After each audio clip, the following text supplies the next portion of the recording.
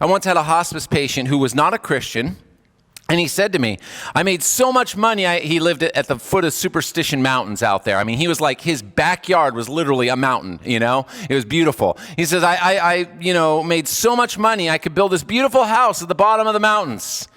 I used to bike 20 miles a day and climb those mountains every single weekend. But now I can't even climb out of bed or climb up onto a toilet without help. In the end, what does it matter? He said. He was struggling.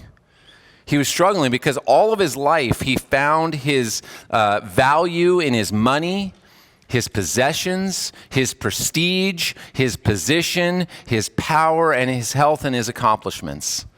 I'm not going to ask you guys to raise your hand, but maybe you felt that way too. Maybe when you have health issues, you struggle and you lose hope, or that verse that I read a minute ago, maybe that verse gets hit and ticked off a little bit when you have health issues. Maybe when your job is on the line, or maybe when maybe you're a small business owner, when money's not coming in, you start to lose trust in God and start to struggle with, well, is God going to provide this month? Maybe you struggle with something else that I mentioned, or maybe something I didn't mention.